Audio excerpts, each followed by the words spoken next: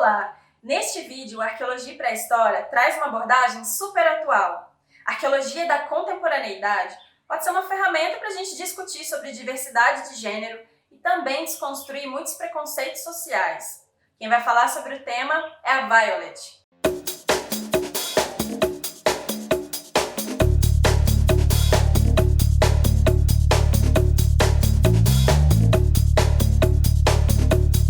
Oi gente, meu nome é Violet Baudelaire, eu sou arqueóloga e sou também artista, e hoje eu vou falar aqui para vocês um pouco sobre uma arqueologia das coisas contemporâneas, tá?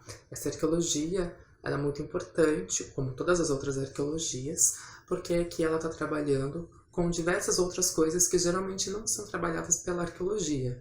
A gente está pensando coisas que estão no nosso mundo nesse exato momento, mas que também estiveram em outros momentos e que, enfim, a gente não está excluindo uma ideia de pensar outros passados, né? A arqueologia, ela foi construída de modo, ela foi se constituindo como ciência, de modo a encontrar ali um seu objeto de estudo. E o objeto de estudo que a arqueologia acabou convencionando para ela era que ela só poderia estudar as coisas materiais de passados recuados. Depois de muito tempo, a arqueologia foi se questionando sobre isso.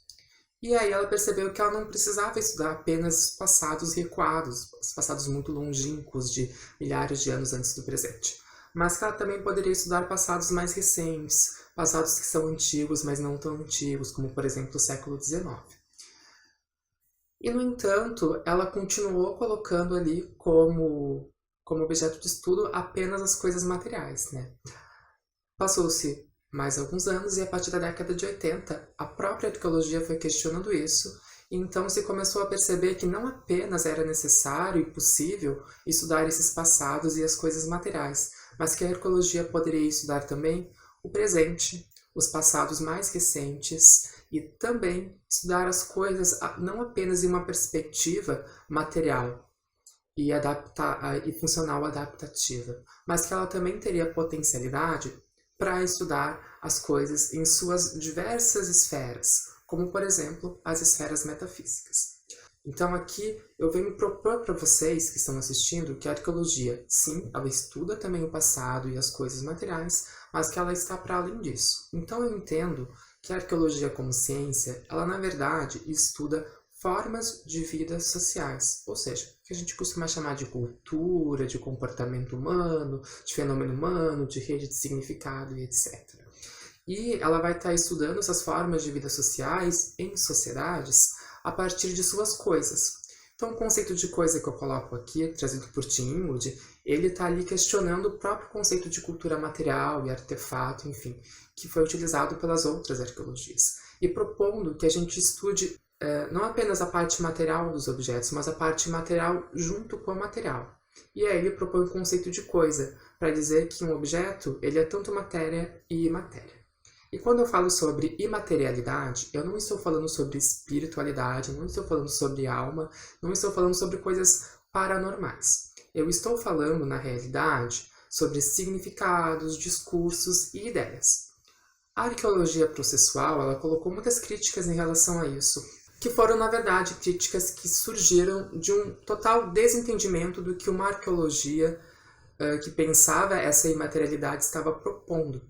Porque se acreditava que quando a gente estava falando sobre significado e ideia, que a gente estava propondo naquele momento, a ideia era que as pessoas tinham, era que nós estávamos propondo que se fosse estudar o pensamento individual que uma pessoa tem sobre alguma coisa da vida dela, como por exemplo esses anéis aqui.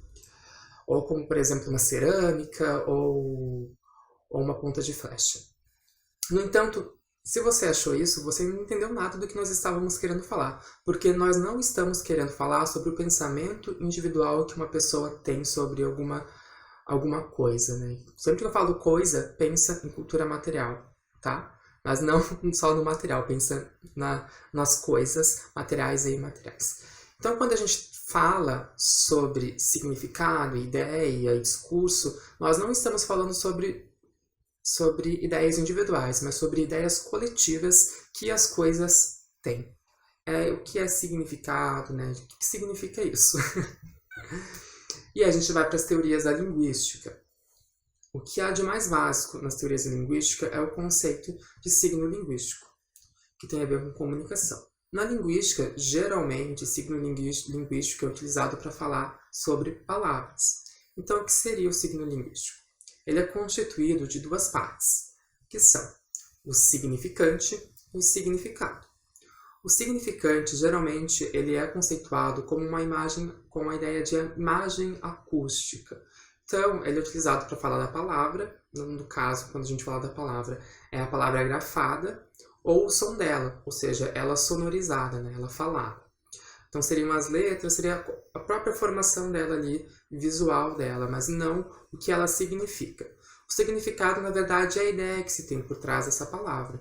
E aí, quando eu quero falar sobre essa ideia, existem ideias que são convencionadas, existem discursos que são convencionados, eles são construídos. Vamos dar aqui um exemplo. A palavra objeto. Tem um conceito de objeto. Esse conceito, cada pessoa pode ter a sua ideia, sim, individual de objeto. Mas se você procurar no dicionário, você vai ter ali uma ideia escrita, você vai ter ali uma ideia específica, uma ideia que ela é compartilhada por um grupo de pessoas. Essa ideia é o significado. Então, o significado que a gente fala em arqueologia, quando a gente quer pensar para as coisas, nós estamos pensando nesse significado de forma populacional, ou seja, como ele é compartilhado por um grupo de pessoas, né? E não por todas as pessoas daquele grupo social, porque, evidentemente, né, a gente entende que o significado ele não é uma coisa estática, ele é uma coisa fluida, que apesar de ele existir e ser compartilhado, as pessoas vão modificando ele ao longo do tempo. No entanto, quando a gente pensa, ainda pensando, né, para a arqueologia, nós não estamos falando apenas de palavra. Né? O signo linguístico ele não é apenas a palavra grafada ou falada. Ele pode ser outras coisas que constituem um mundo humano. Né? Como, por exemplo, as nossas roupas, os nossos gestos corporais, nossas expressões faciais, nossas paisagens, todos os objetos que constituem o nosso mundo, eles podem ali estar sendo carregados de significados, eles podem ser significantes para os significados. Por exemplo, o batom vermelho, que você está vendo aqui. Tá? O batom, o que é o batom? Numa perspectiva histórico-cultural da arqueologia, que é uma das primeiras teorias que vem aí constituir a arqueologia enquanto ciência, se tinha a ideia de que nós iríamos então estar descrevendo as características físicas dessa coisa. Como é desenvolvido esse objeto, quais são as técnicas envolvidas, e vai ser só uma descrição sobre isso, né? Uma perspectiva processual da arqueologia, que é uma das segundas teorias aparecendo historicamente na legitimação dessa ciência, se diria que esse batom ele teria uma perspectiva funcional adaptativa. Não tenho muita dúvida que muito provavelmente os arqueólogos e as arqueólogas diriam que tem a ver com alguma coisa com reprodução e não sei o que, das fêmeas e blá blá blá. Isso é uma grande palhaçada, tá, gente? Numa perspectiva pós-processual, nós vamos estar pensando não apenas nas questões físicas desse batom, mas nas questões metafísicas, nos significados, mas não o significado individual que esse batom tem para mim. Porque eu tô aqui, eu posso dizer para você, esse batom ele me empodera, eu acho ele bonito. Mas não é isso que a gente está propondo na arqueologia, a gente está propondo que a gente entenda quais são os significados coletivos que esse batom pode ter. E eu vou dar um exemplo aqui para vocês.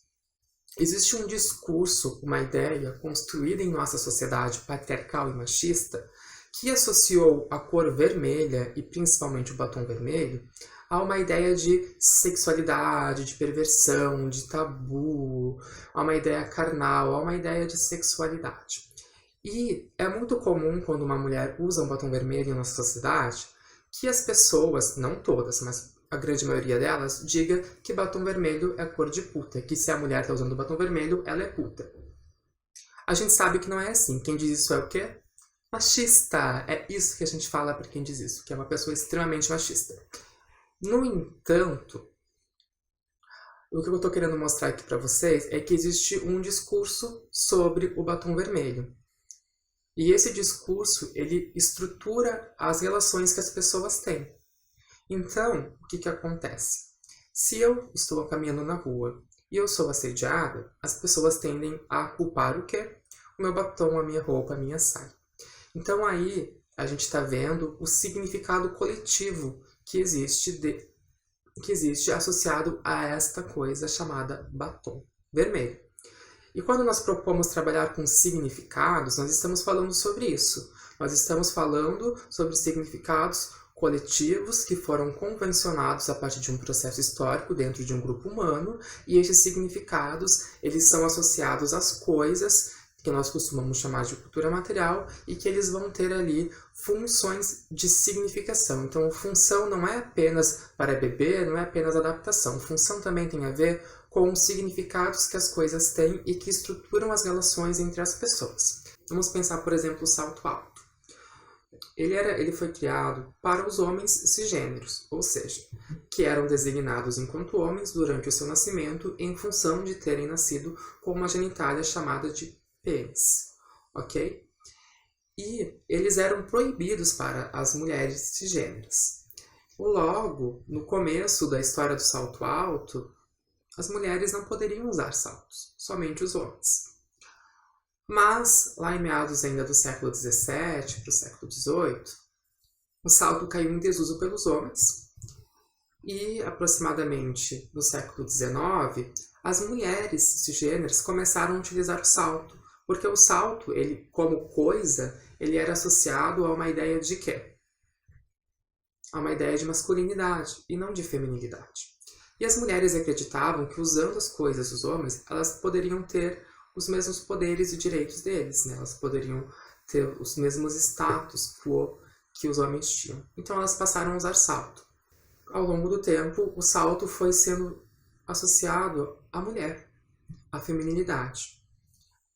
E hoje em dia, o significado de salto é completamente diferente do significado que ele teve no seu passado. O que isso quer dizer pra gente é que o salto enquanto coisa também comunica gênero. Não quer dizer que o salto é uma coisa de homem ou de mulher, mas é assim que ele foi construído. Ele foi construído como uma coisa masculina, depois ele foi ressignificado como uma coisa feminina.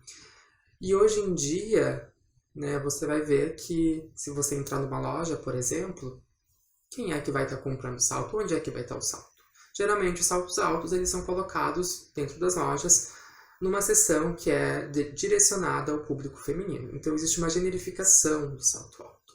Isso acontece justamente por um processo histórico, né, de significação das coisas. As coisas elas são significadas, elas definem gênero.